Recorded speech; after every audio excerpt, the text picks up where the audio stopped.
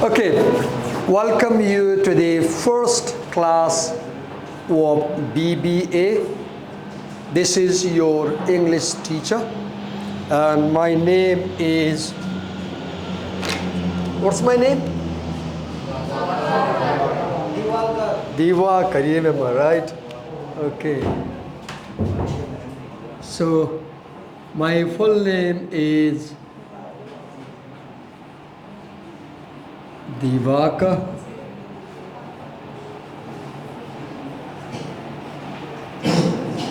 Upadhyay Aryal. That's my full name. I was born in India, and in Indian society, Brahmins normally have title Upadhyay.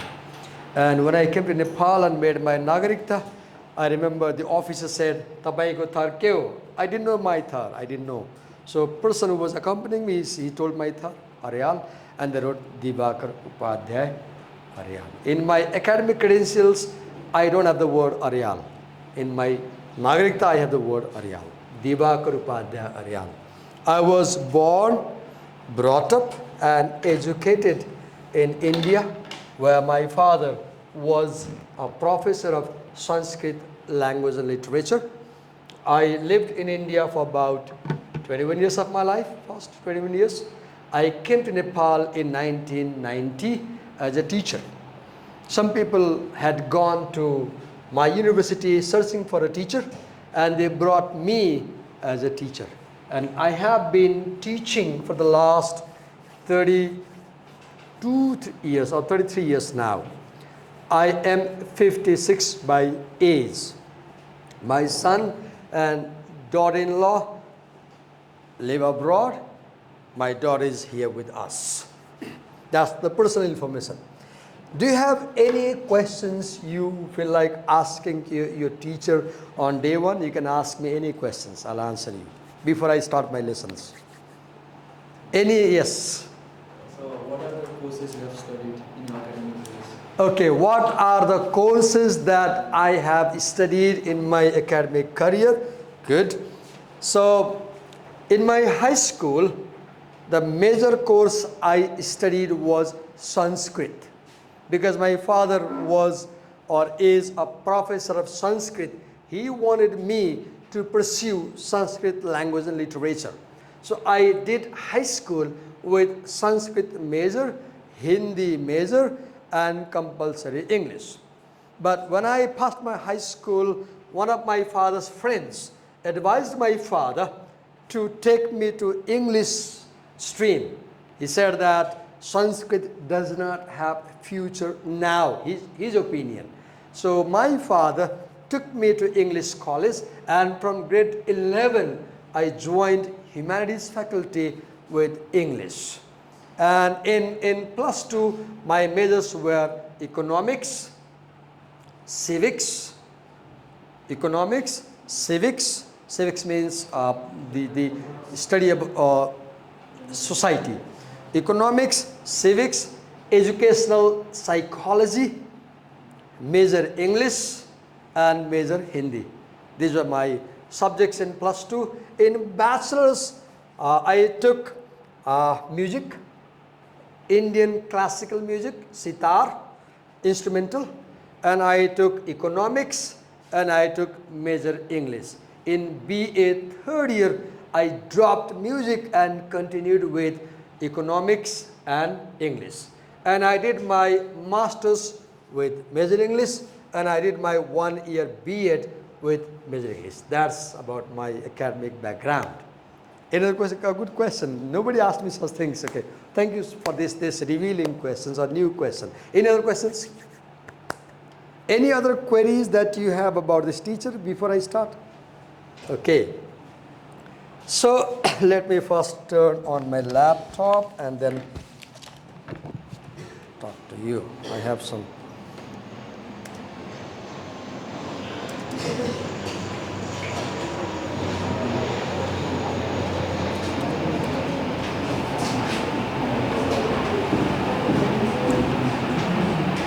Okay.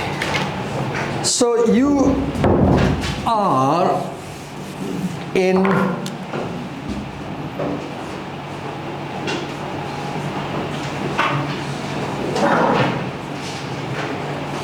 English class, right?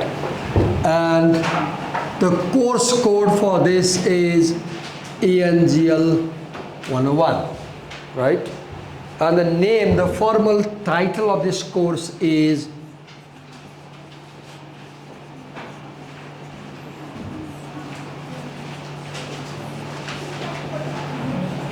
Compulsory English. Sorry to say that this syllabus that you have been given is not correct. There is a new curriculum, and I found that the university has not yet mailed to the office, but I have the curriculum with me, the official curriculum. I'll share with you. So do not use the page of English 101 given there. Just it's not correct. Okay, let's talk about what did you study in English in grade 11 and 12? Just share your experience, what topics, what things did you study in grade 11, 12 English? Yeah. I studied grammar and Okay, wait, I'll write down. You studied grammar. Okay, fine. I want everyone, if possible, to say something to me because I want to use this time to talk to you and break the ice and be familiar with you. So she said that you studied grammar as part of English studying grade 12, 11 and 12. What else did you study? Yeah? Writing structure. Okay. You studied about, okay.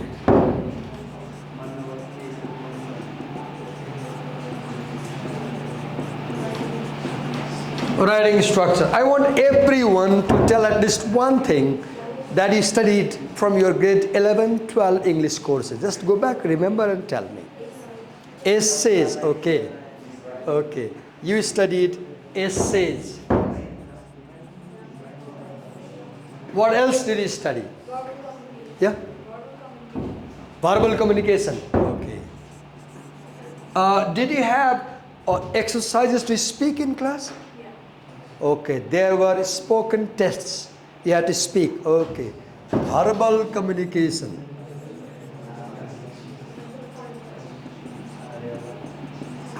What else did you study? Yeah? Literature. You said literature, right? Okay. Under literature, when you say I study literature, what do you mean? What things do you study inside literature? Poems. Poems, what else? Stories, what else? Novels, what else? Yeah? One act plays, what else? Poems, novels, stories, one act plays, what else? Okay, let's note down.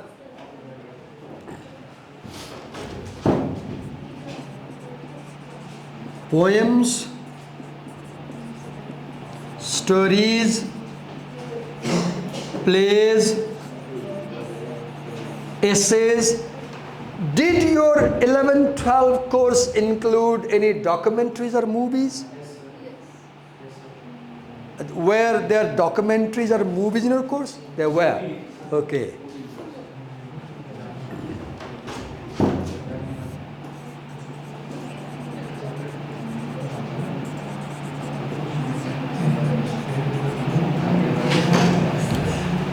Okay, now, can you remember the particular titles of the text you studied and tell me the titles of any poem or stories?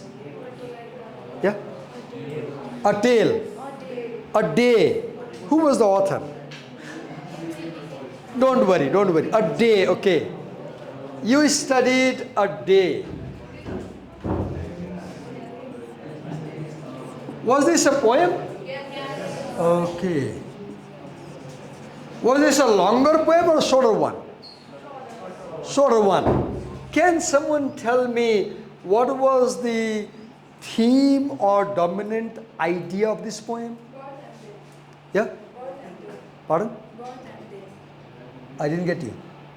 Could you write down? Sunrise. Birth and death. Okay, got it. Sorry.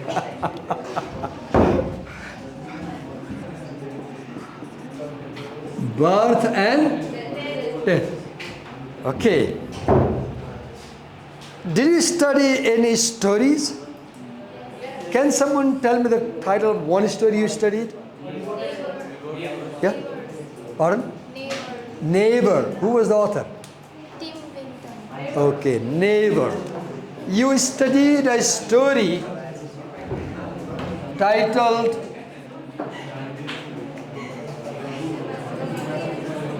Neighbor. You studied a poem titled A Day.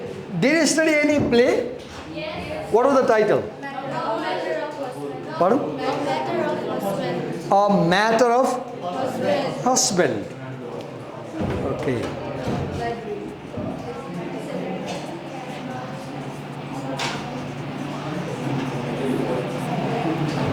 Any essays, any titles of the essays, remember?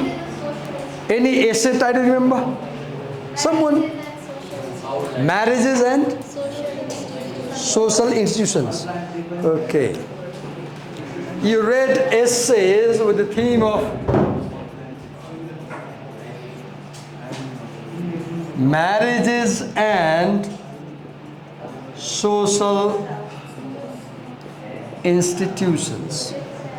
So you said that in your grade 11, 12, you studied grammar, you studied writing, you studied literature.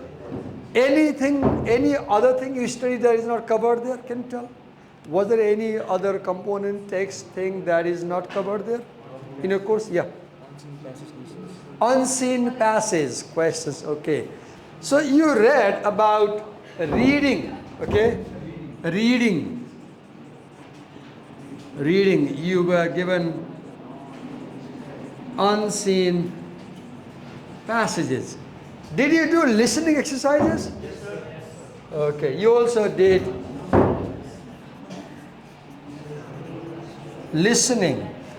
Was there speaking also in the course? Speaking? Was there a speaking test? No, but there was component about speaking. Okay. So reading, there was also about writing, right?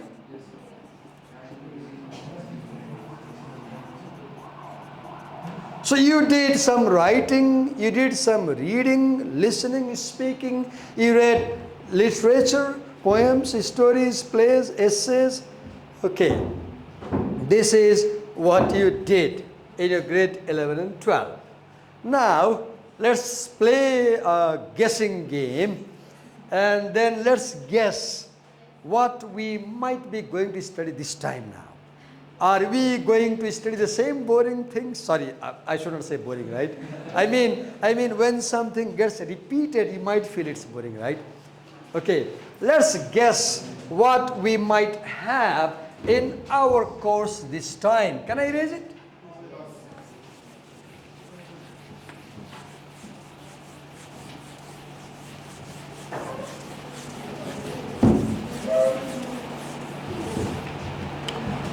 So can you guess what we are going to study this time in our course? Just wild guess. You don't have any paper with you.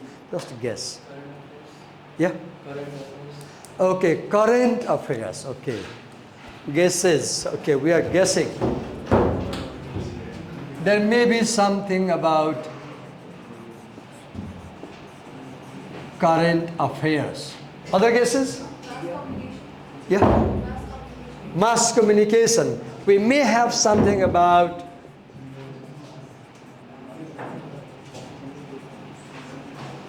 mass communication. Other guesses? Just guess, yes? Media. Okay. I want everyone to contribute. I want you to speak up, be open, feel frank, easy, and just make a guess. What do you think we'll be studying this time? Technology. Okay. Technology.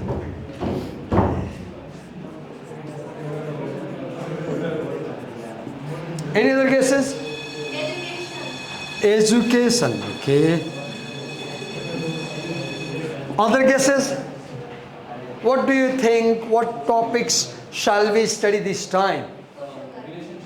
Relationships? Okay.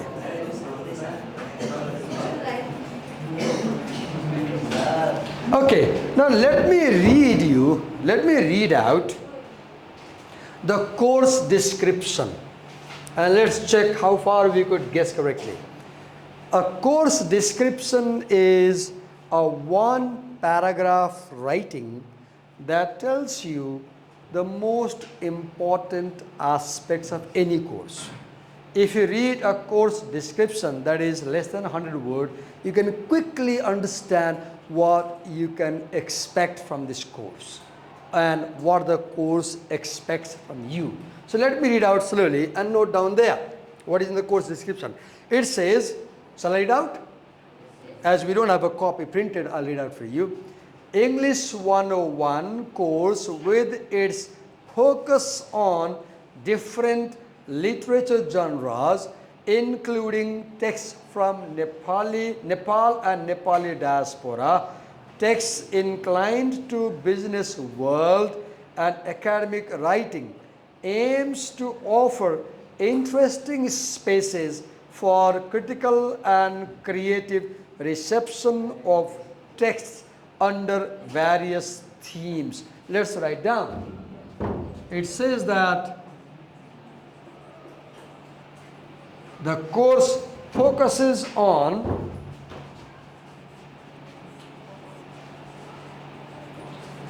different literary genres, like there can be poetry,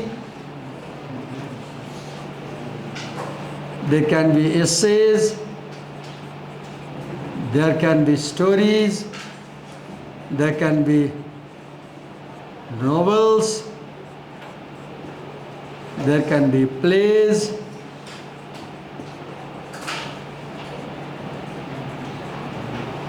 there can be documentaries, or there can be movies, or there can be media text. Then it says that it will have texts that are Nepali and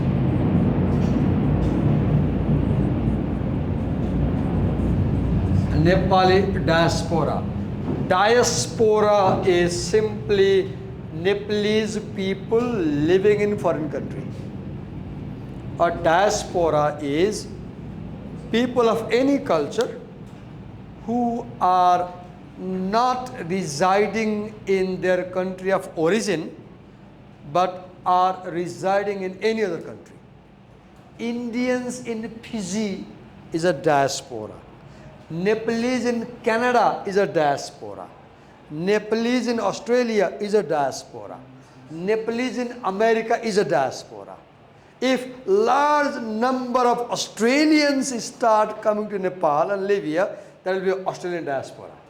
So diaspora is a large number of people who leave their country of origin and happen to live in a foreign land, and there they speak their native language and they preserve their culture and literature and writing. That becomes a diaspora. So here you will read writings written by Nepali people who are not living in Nepal. Writers who live in Canada, for example, or Nepali writers who are living in Australia, for example. For example, Lil Bahadur Chetri, Indra Bahadur Rai, these are Indian Nepali people, right?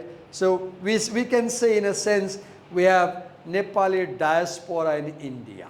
Large number of originally Nepalese people who left Nepal and went to India, settled in such a large number that they could preserve their culture, language, literature there. Okay, then it says we have texts with, okay. text related to business world. Then it says we have text related to academic writing.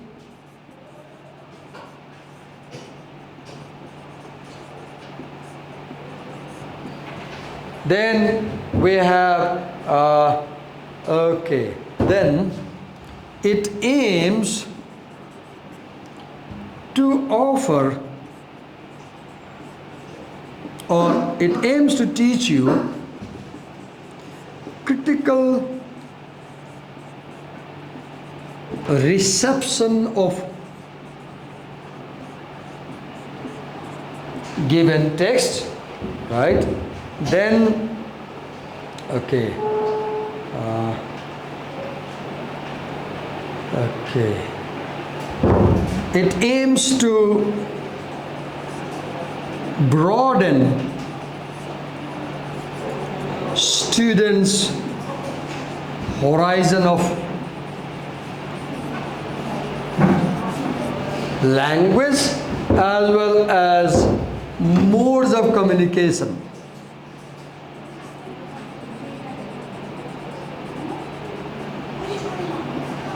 Modes of communication.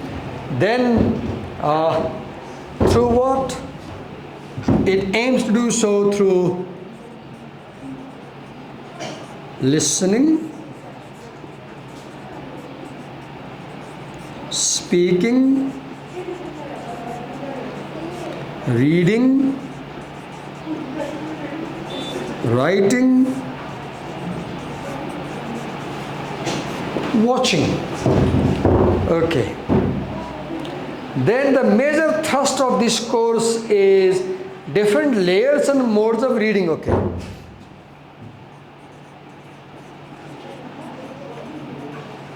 Major thrust. Different layers. Different layers and modes of reading.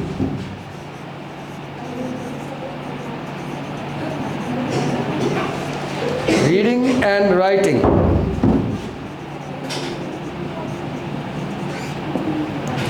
Okay. So these are the major points I extracted from the course description. Let's talk about them and understand what is the nature of this course. So as you studied in grade 11 and 12, this time also you will study some poems in your course.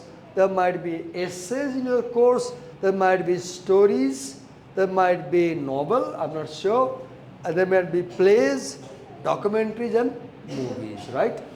Then some of these writings will also be by Nepali people. Most of them will be written by English authors, native English writers, most of them. But some of them might also have been written by a Nepali writer in Nepal or a Nepali writer not living in Nepal. There are 3-4 texts which deal with Nepalese culture, Nepal. Then you have some essays which deal with the theme in management. Then you have something called academic writing. Let's talk about this thing. What do you understand by academic writing? Had you heard this expression, this word before? Had you heard this word academic writing in grade 11 and 12? Had you heard? No?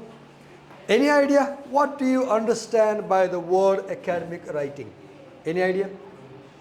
Just tell whatever comes to your mind as you listen to this word, as you hear this word. Yes. What may be academic writing in a view? Professional writing. Okay. Professional writing. You were saying something, I guess? Formal writing. Formal writing. Writing about the career. Okay. You guessed correctly. Academic writing is no doubt professional writing. No doubt it's a writing about the career writing, aims at career, right? Somebody said something. Formal writing. Yes, academic writing is formal. Academic writing is done in professions. And most importantly, academic writing is done at the college.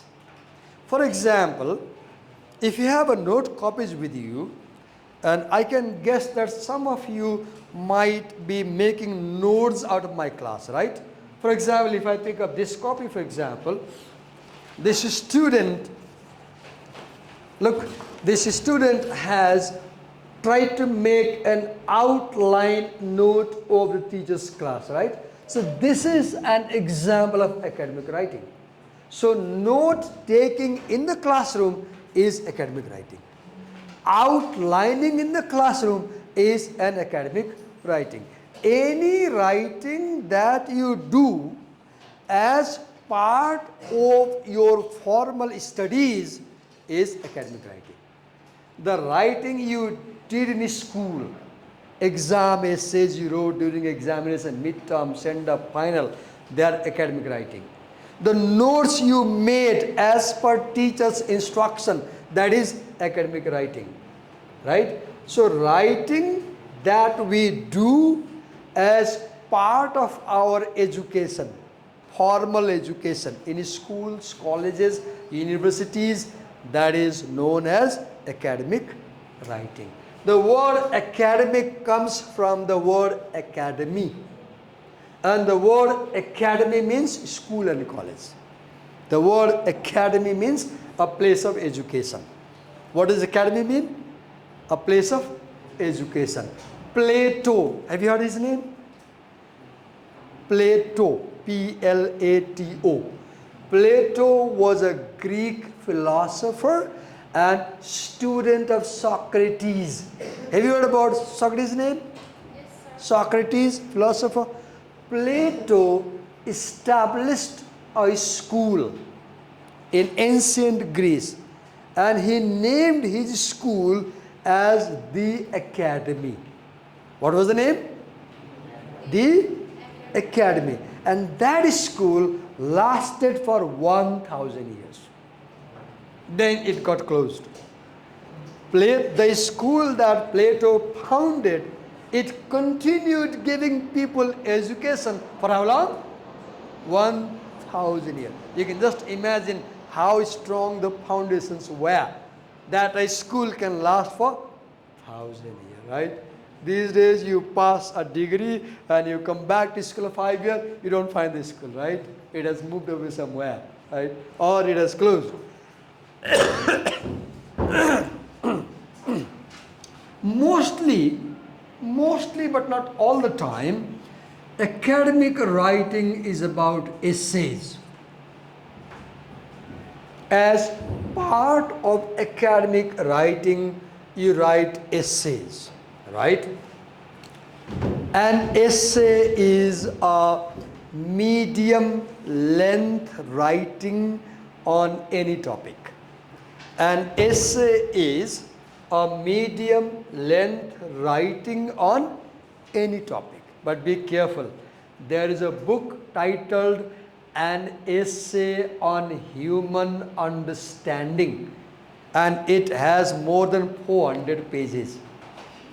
And this essay has been written by John Locke, Johnlock, a philosopher, a writer, a thinker. And in that 400 pages essay, An Essay on Human Understanding, Locke discusses how we know things. It's a wonderful book to read if you like reading longer readings. Don't delve in that. But it's a wonderful writing. So an essay is a medium length writing on any topic, and academic writing includes essays. It also includes research writing.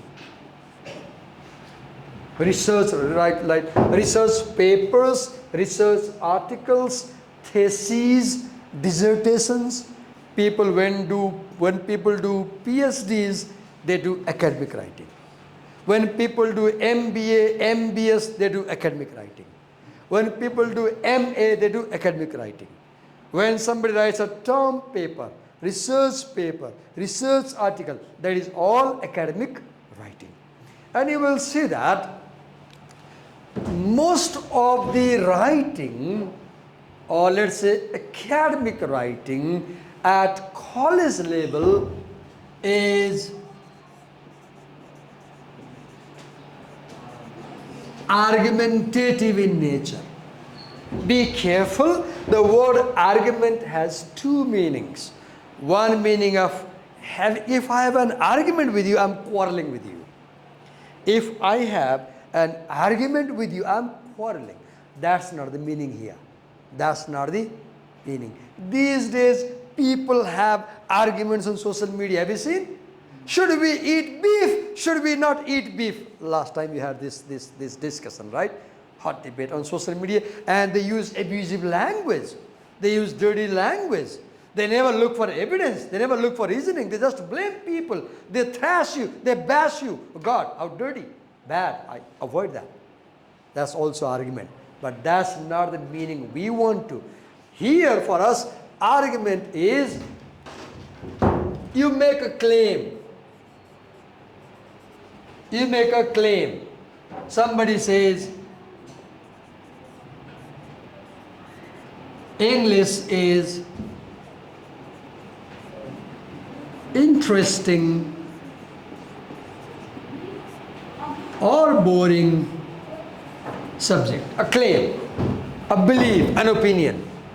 Somebody expresses a view. Somebody expresses an opinion. Somebody makes a statement. Somebody says, you should never eat noodles. Yesterday evening, there was a cricket match, and around 10 o'clock at night, I see that my daughter has bought, I don't know, what do you call, Lays and chips, all that, and she has made some salad with avocado, and she is on the couch. I say, at 10 o'clock at night, eating this kind of food? She says, Daddy, we have match, cricket match, and I'm going to watch the match throughout the night, and this is my food. And I scold her. I say, such food is not hygienic. Don't eat. It's not a good food. So I'm expressing a view. I'm making a claim. This food is not hygienic. In your daily life, wherever you go, you will find people saying something to you. People will say something to you. And do you believe them the moment they say it to you? Do you believe whatever people say? Do you always, every time, believe whatever people say? No. What do you do when someone says something to you? Okay, when people said you should go to LSM for BBA, did you come straight and you got admitted? No. You came, you went around maybe, you did physical inspection of the premises maybe, maybe somebody talked to you, they tried to convince you. Maybe you asked for documents, brochures, you read. Maybe you talked to the principal. Maybe your parents too had to come. Maybe you had a sort of interview. And you spent quite some time before you took a decision to come here. Right? So what we do, somebody makes a claim. What? Join LSM. A view, opinion, claim. So what do you do next? You ask for reasons why. You explore reasons why I should join LSM, why I should not join LSM. Somebody says LSM has very good natural environment. There is a lot of space. It's not a cluttered space. You have a lot of open space. Okay. Somebody says to you, gives a reason. You should join LSM because it has very green